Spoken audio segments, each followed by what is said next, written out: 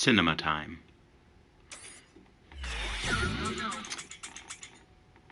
Thank you for your assistance, robot. Hello, everybody. Welcome to this first episode. Maybe this will be something I will do more and more. I don't know.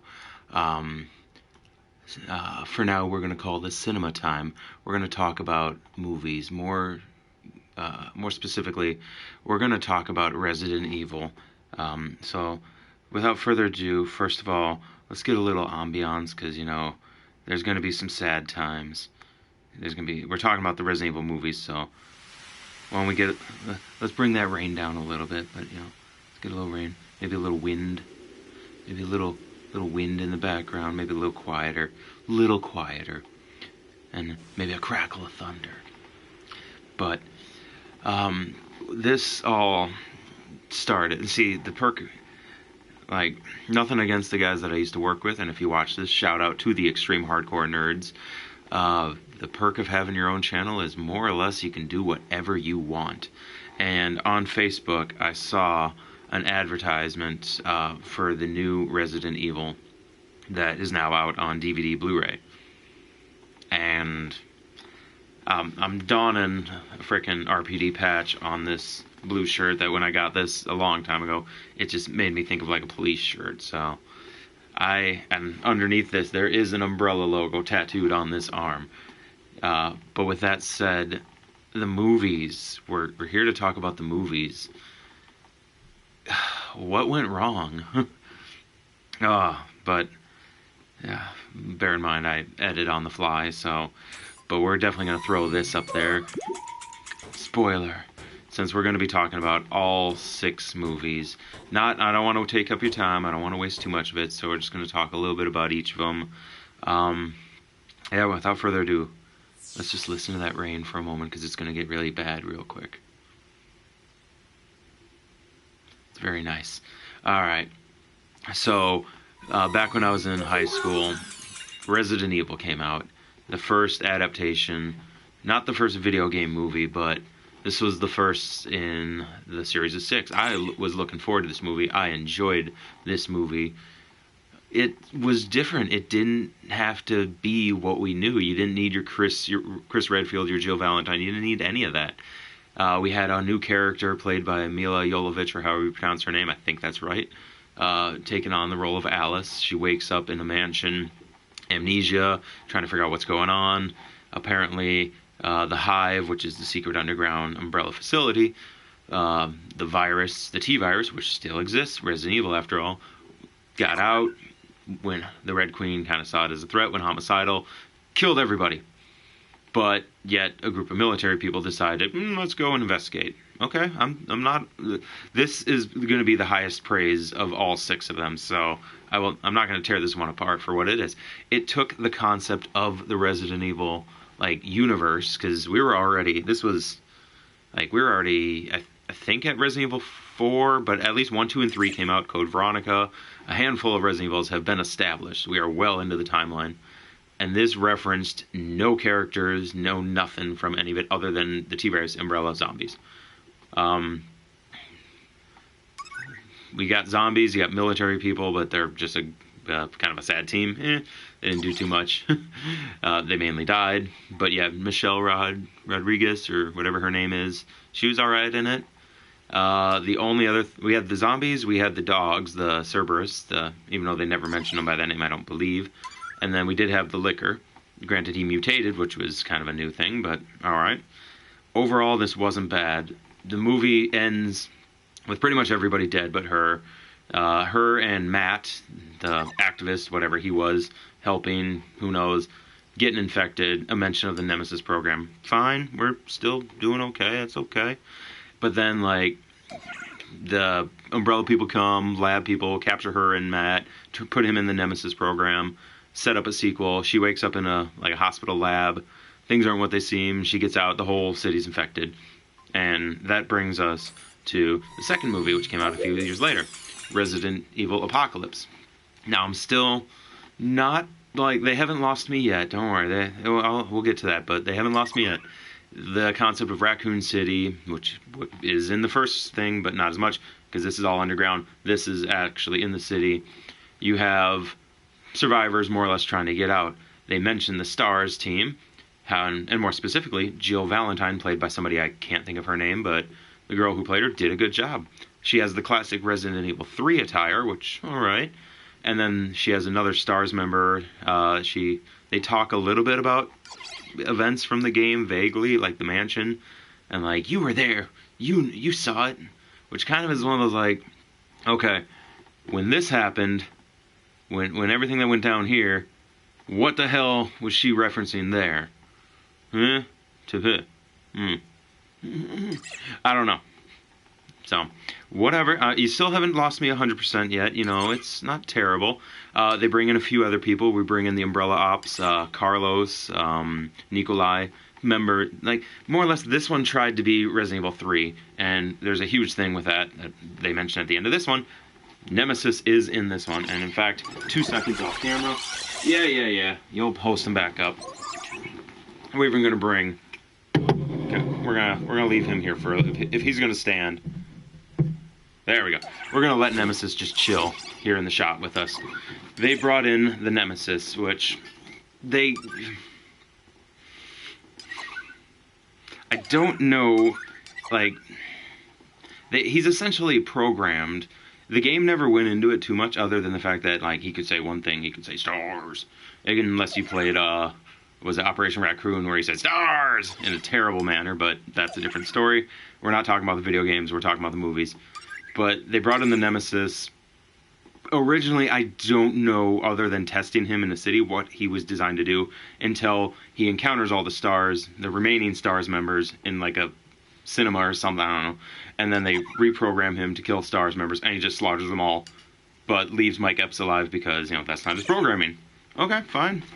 It's still weird, but then, like, you have the zombies that get reanimated from, like, that are buried, the cemetery scene, which a lot of people question. You have the fact that, like, the Nemesis they have that little fight scene. He gains a heart at the end of it, then he gets taken up by a helicopter, and that's it. And it, like, he literally, thank you for tuning in. You get one of these, you get a thumbs up. We're talking Resident Evil, but we're going to continue. It's just the ending of this one sucks so bad. Like, it's so vague to figure out what is actually going on, which brings us to where we really just get off track. When they came out with Resident Evil Extinction. Like, I was good here, I was okay here. What the hell happened here? At what point in any of the games has the virus truly just wiped out the world? I don't know. You have the beginning of, like, the clone experiments, okay. And you have, like, the infected Rubik's Cube camera zombie thing, and, like, he's playing with the camera, and it's just... But the only perk, I guess, they did bring in... It seems like every movie gets worse, but they want to add, like, no characters from the game. And, well, technically there's one at the end, but he's just a narrator. Jill Valentine and a couple of the Umbrella people.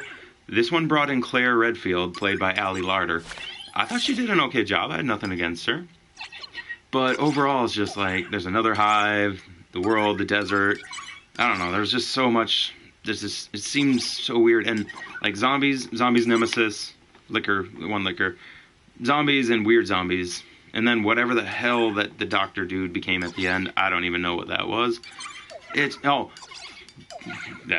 I'm forgetting, big factor, Albert Wesker got introduced into this one. Yeah, don't like him in it, not a big fan, but it gets worse, and that's what we're talking about here. Then they decided to do Afterlife. Oh, pin back up there we go. Afterlife. Which decided, like, clones, why not? Why not have clones? Why not have a lot of Alice clones? Because the end of this one kind of started that whole idea. And you're just going to keep falling. That's just how it is. So, I don't know. Like, I'm trying to remember most of the story from this one. But, like, the fact that I think it was so bad kind of makes it hard to remember it all. It's just so bad. But we'll come back to that when we remember more stuff, because we're not done yet. Then, with the clones, then we had frickin' Afterlife, or not Afterlife, whatever that one's called. Extinction, not Extinction. That one, Resurrection, there we go, words. There's so many, like, Apocalypse, Extinction, Afterlife, Resurrection, just, there's so many weird names.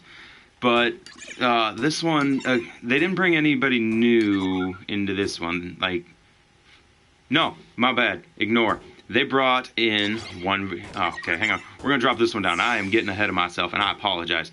This one, now I'm remembering, I hate this one, and I hate it for multiple reasons, 2 reasons, well, 3 reasons, 3 reasons. 1, this movie introduced Chris Redfield, played by Wentworth Miller. Nothing against him, nothing against that. He's locked in a prison cell, and he's a bitch. If you got any other better way to describe it, by all means, write something, tell me, or put it in those comments. Point number 2. Where the fuck did Las Plagas come from, and why? Oh, there's actually 4 reasons, but we'll get that. So Las Plagas was point number 2. That's just fucked up, but I don't understand it. Point number 3, which was going to be 4, but we're going ahead. Wesker's back in this one, and they pretty much steal, scene for scene, the plane battle with Wesker from Resident Evil 5, but they substitute Sheva for Claire. So it's Chris and Claire, like, fighting Wesker, kind of on that plane. It's not on the plane, though, it's on a boat. But, I don't know. But the worst thing about this one, okay, I can forgive Las Plagas, I can forgive Redfield, I can forgive a lot of things. Why is the Executioner randomly roaming the city? Why?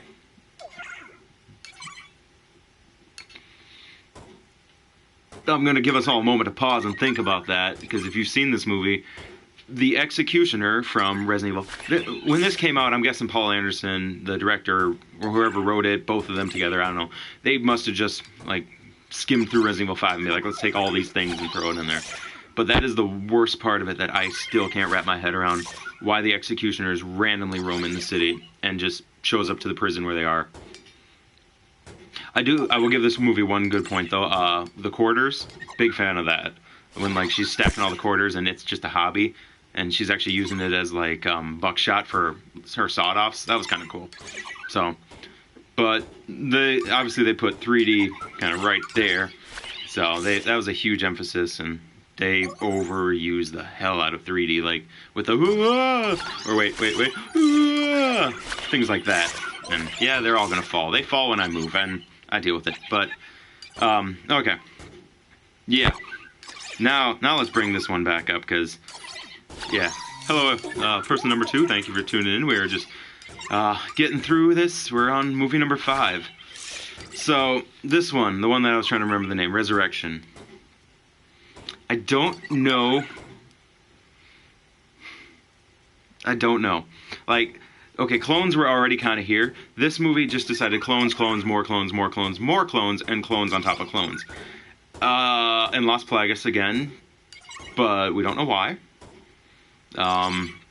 They introduced 2 more characters. Leon Kennedy, played by some guy that I thought did okay. He looked too much like a pretty boy model, but But, and it's going to kill me that I can't think of his name without looking it up, and I feel bad not having the photo on reference. The dude who played Barry Burton, and y'all can write it in the comments if you want, because if you know him, that would be awesome. I can't think of his name.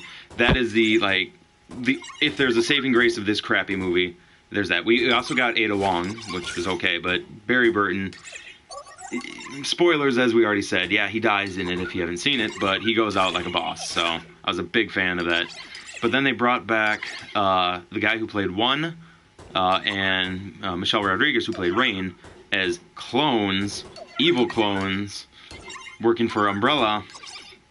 And Rain, I don't know why I quoted her name, but I felt like it, decide, like, she does a little Las Plagas to the neck and becomes stronger, but doesn't mutate, other than the fact that she can get shot a lot and, like, spits out the bullets or out of her fingertips, which was kind of a cool animation, I'll give you that.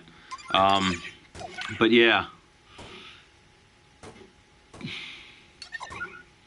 The whole movie is, like, underground and different cities that are stage cities, and the clones are for testing, and And then we get the "You're not my mommy" line, which is, I laugh every time I hear that. It's not supposed to be funny, but there's certain things that it's just funny. It's funny. It's funny to me. But again, what I said started all this is this movie came out today on DVD and Blu-ray. Resident Evil: The Final Chapter, which hopefully it is, because we got 6 of these. This is too much. On my trip to C2E2, I don't know if I mentioned it in the video or not of C2E2, but I actually watched this one on the train ride. That's like 2 hours of my life I don't get back. Claire's in it again. She's not here. Well, that's the other thing. From here to here, no mention of Jill. Jill comes back in one of these two. I think this one. I don't know. Chris is here, but not here or here. Leon is here, but not here. She's in all of these. Whatever. So, like, if you're gonna take some of these iconic characters, do something with them. But the final chapter, we get Wesker again, woo! And the whole thing is supposed to go full circle, with, like, the fact that Alice, here's the big spoiler, we already told you, if you didn't see it, if you didn't get the big spoiler warning at the beginning of this, sorry, if you haven't seen this one, guess what? She, spoiler, pause, is a clone. She, and they're clones, and she's a clone the entire time. She's actually one of the, like, she's the daughter of the founder of Umbrella. And, like, she was a clone designed because, like, the real her has some genetic disorder, and that's why the T-Virus was originally made, they say. And yeah, there's a lot of clones in this one, and the clones keep dying. And then, like, there's another clone to replace the clone. What is it? Isaacs is a clone, but doesn't realize he's a clone because they don't want clones to know that they are. Hence why she doesn't know she's a clone here, until here. It's really, like, it's really stupid. They have other characters that they introduce that I just don't care about. I don't know. I like this one. I am a fan of this one up here. This one I was okay with. The Nemesis looked badass. And then it just went to shit throughout the rest of these. And, like, the big ending, aside from all the fact that she's a clone and all that, like, there's this whole timeline of, like, things. These are getting annoying that they're bumping around. Sorry. The timeline is just so weird. Like, she has to stop a program or in order to, like, let the Red Queen issue a kill order. Otherwise, like, the remaining survivors are going to die in 72 hours or something. And then, okay, at the end of it, like, they have a cure that will wipe out all the virus throughout the entire, the T-Virus, any trace of it will be gone.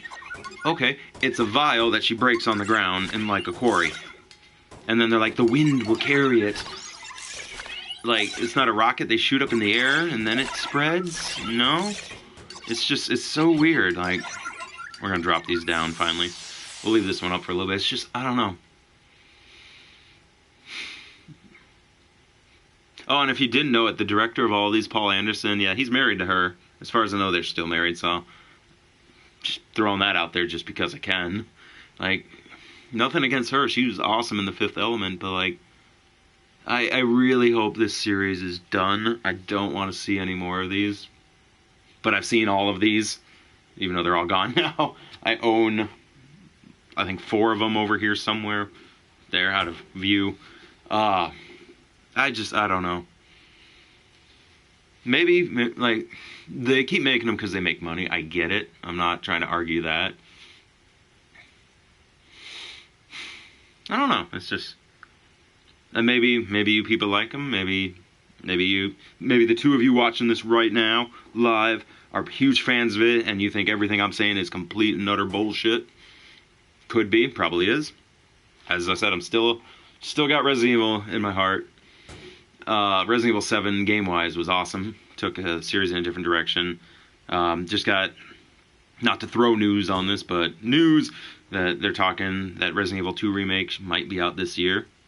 Looking forward to that. Huge fan of Resident Evil 2, so I just think in terms of the movies, they definitely have lost their track.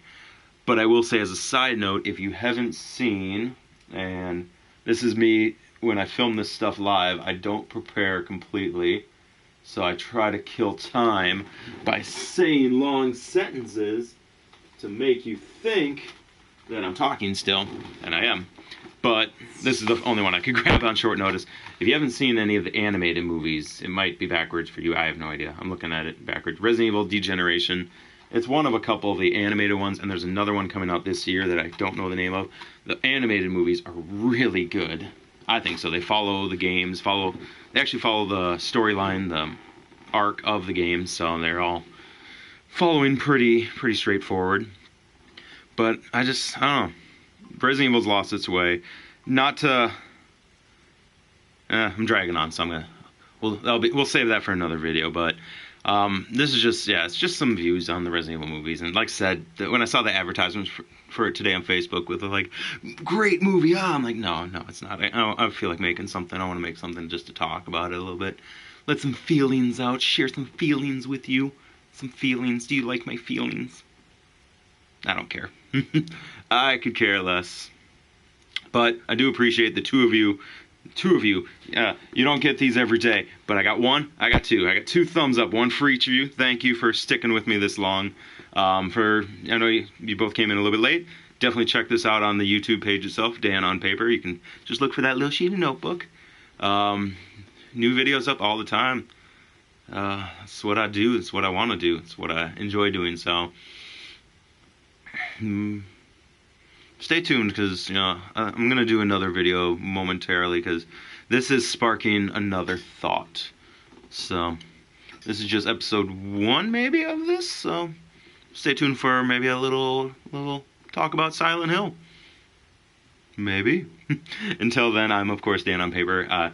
One more time for the 2 of you that are still here. You each get one of these. These are rare. You don't get a thumbs up very often, but I give one to each of you. So thank you for watching live. Thank you to everyone else wherever my camera is. I forget. Little nemesis here.